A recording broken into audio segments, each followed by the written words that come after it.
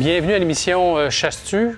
Comme vous le savez, mes stratégies de chasse au chevreuil sont basées sur la recherche et la découverte de signes laissés par les mâles matures.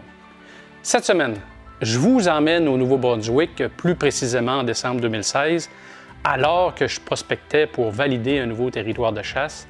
Eh bien, je suis tombé sur des indices qui m'ont vraiment marqué. L'épisode de cette semaine s'intitule « Impressionnante découverte ».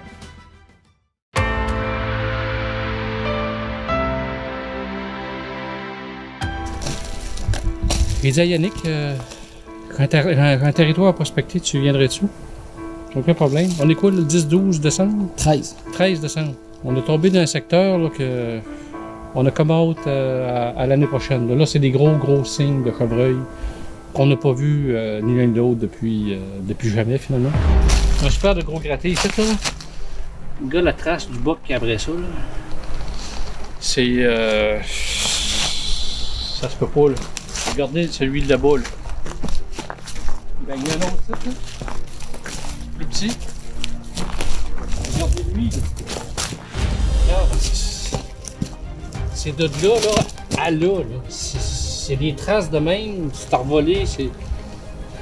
J'ai jamais vu ça, on n'a jamais vu ça de ma vie, regarde la branche. Regarde, c'est cassé plusieurs fois. C'est gros. Regarde. Peut-être que vous avez ça chez vous, là. Moi, c'est parce que je suis pas habitué à ça, là. C'est pour qu'on compte les dodos, là. Hein? C'est sûr, certain. Regarde, il y en a un autre ici, c'est l'extension de celui-là, là, mais lui, là, il est vraiment marqueur. On a découvert une zone de transition entre débouchés d'une couette de verre, puis on s'est mis à allonger ça, puis on s'est mis à avoir des signes, puis là, on voulait dîner, nous autres, là, avec nos cannes de soupe. On finit plus de courir après ce trail-là, puis on finit plus de découvrir du stock. Hein, Yannick? C'est l'enfer. J'ai jamais vu ça. En tout cas, les Kodak qui vont parler ce printemps, là, c'est le fun. Il revient vraiment pas. Moi, j'ai jamais vu ça, on a fait la même. Moi, personnellement, j'ai jamais vu ça. Même dans le bois, j'ai jamais vu ça. Fait que là, il doit rester 360 dodos.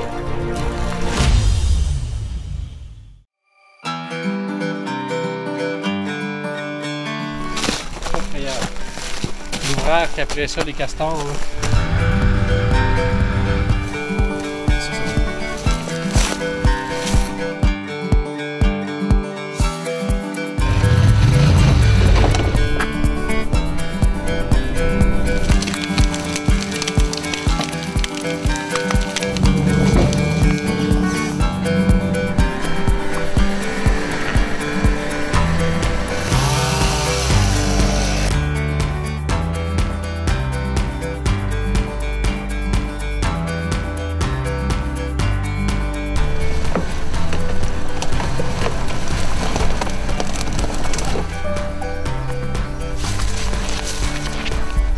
Deuxième caméra. Troisième caméra. 3 mois plus tard, c'est-à-dire vers la mi-août, je suis retourné sur le territoire pour vérifier mes caméras de surveillance et déception, il y avait du nouveau. Le 15 août, je prends la journée pour venir voir mes caméras. Et si j'aurais mis une caméra ici, là, elle serait disparue parce que il y a des travaux. Il y a des chemins de troc dans mes affaires. Et là, je capote là, ça vient de tout destroyer des jours de prospection de l'hiver passé, fin de l'automne passé.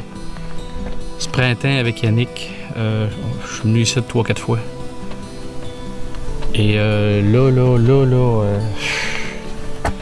je sais pas si je ramasse tout ça, là, puis je m'en vais là. Hey, je sais pas quoi faire pas tout. Les bas qui ont rompu le même renne de vent, ça passait full pin, en plein bois. Ils viennent de sortir un chemin de truck direct ici. Je suis direct dedans. Je suis direct dans la patente. Puis pour moi, j'ai une caméra qui a revolé d'une nouvelle virée à l'autre bout. Là, je viens d'aller virer. Là, il faut que je trouve un plan B, absolument. Ici, notre chien mort. C'est pas mal certain.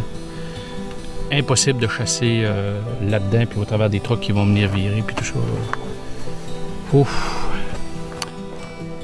En tout cas, je vais aller voir ça. Là. Je me prépare à aller voir ça. Là. Puis, je vais décider qu'est-ce que je vais faire.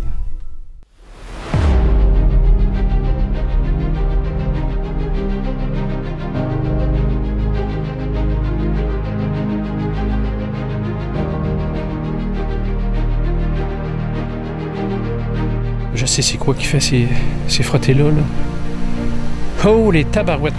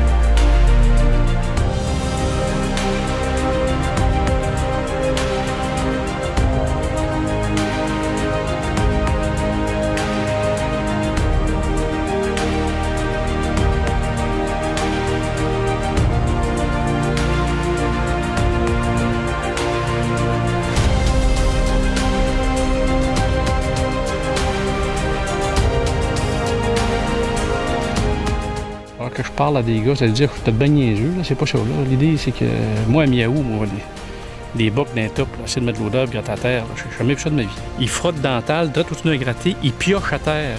Je n'en reviens pas moi-même, c'est parce que j'ai jamais vu ça de ma vie. J'apprends toutes sortes d'affaires sur le chevreuil, mais là, je n'en reviens pas là.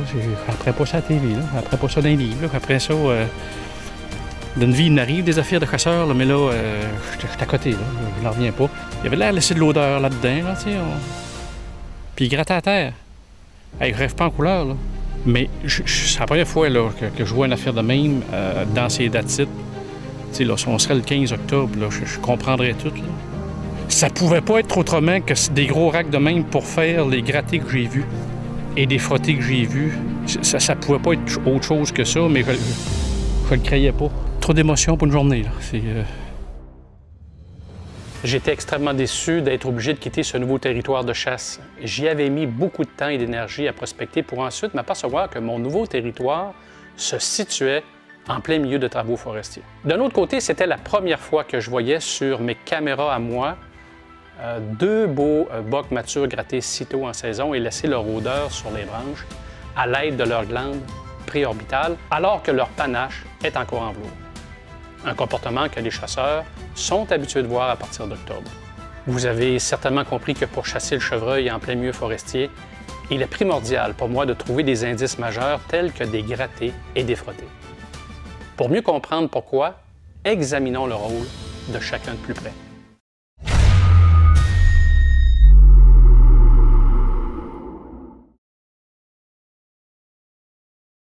J'ai toujours été impressionné par la trouvaille de gros frottés, surtout ceux qui ont été faits sur des essences qui sentent beaucoup comme le sapin baumier ou l'épinette.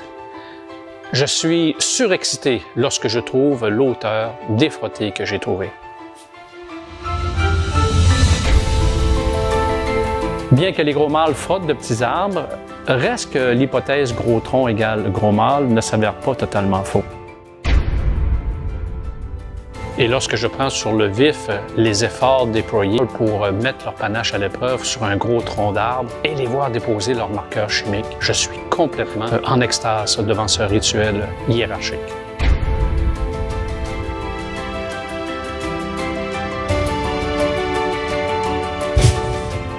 Quand tu prends la peine de sortir ton appareil photo pour photographier un immense frotté sur un cèdre, c'est parce que le gars est pas mal impressionné.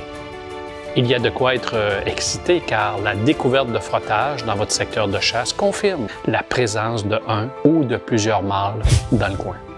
Il semblerait que les frottés nous aideraient à comprendre la direction des déplacements des bocs entre leur site nourricier et leur site de repos, soit tard en soirée ou de bonne heure le matin. Mais la théorie est plus facile à dire car si les chasseurs comprenaient bien tout cela, il n'y aurait plus de bocs matures dans le bois. En ce qui me concerne, la découverte de frottés dans mon secteur de chasse m'indique la présence probable d'un mâle mature ainsi que les possibles déplacements des bocs entre leur site nourricier et leur site de repos. Mais pour m'installer et chasser plusieurs heures dans un stand ou mirador, ça me prend plus que des frottés, ce qui m'amène à vous parler des grattés.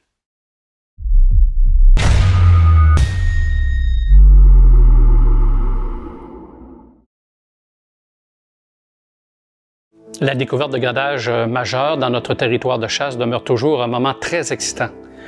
Et je ne parle pas ici de grattage du prérut produit au début d'octobre par les femelles les plus âgées lorsqu'elles rentrent dans leur cycle d'ostrus et dont les bocs qui tombent là-dessus et qui sentent la bonne odeur du parfum d'estrogène se mettent à leur tour à produire de petits grattages un peu partout sur leur territoire. Non, je vous ne parle pas de ce genre de gratté-là. Les grattages dont je vous parle ne sont pas non plus des grattages secondaires qui sont le résultat de l'action de la fréquentation de plusieurs membres du même groupe d'âge et qui sont fréquentés par les mâles non dominants du groupe. Non, mais ce dont je vous parle ici, c'est un gratté primaire, comme celui-ci, au pic du rut, dont la fréquentation de ceux qui sont actifs augmente. On voit très bien l'augmentation de l'activité de grattage. La terre est renversée et trempée. Le grattage est devenu primaire. Il est au summum de son activité et revisité très fréquemment. C'était la première fois que je rencontrais un gratté aussi achalandé que celui-là.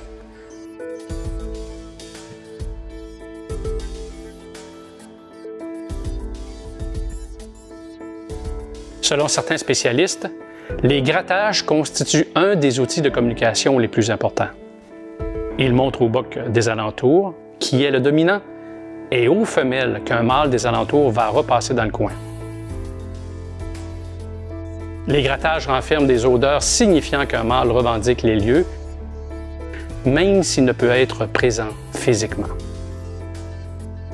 On observe ici un boc que j'ai filmé sur un grattage primaire et qui mordille le bout d'une branche dénudée sur laquelle il va mettre ses odeurs frontales et orbitales comme marqueurs chimiques.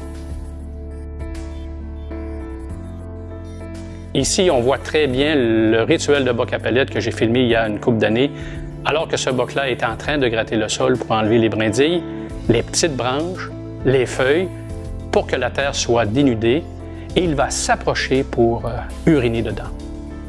Il va laisser également des odeurs, des marqueurs chimiques, qui sont à l'intérieur de ses glandes interdigitales situées entre ses sabots. On voit très bien le rituel de ce boc à pellette. Il courbe le dos et urine à l'intérieur de ses pattes arrière pendant qu'il frotte ses glandes tarsiennes l'une contre l'autre. Cette opération de marquage se produit pendant toute la période du rut. Encore une fois, selon plusieurs spécialistes, seulement la moitié des grattages seront revisités par le boc qui les a faits. Il semblerait qu'un mâle comme celui-ci peut délaisser ses grattés pendant plusieurs jours, voire plusieurs semaines, et, à un moment donné, réapparaître pour regratter dedans. Presque tous les chasseurs ont pu observer que lorsque le rut est au maximum, les bocs matures ont tendance à délaisser leurs grattés pour s'occuper des femelles. Il semblerait que les messages laissés par les mâles pourraient les stimuler en prévision du rut. J'espère que cette émission vous a plu. Dans le prochain épisode, je vous emmène dans un territoire de chasse dans lequel nous avons eu beaucoup de difficultés à trouver des indices de mâles matures. Comment vont-nous tirer notre épingle du jeu? Le prochain épisode s'intitule « Indices ».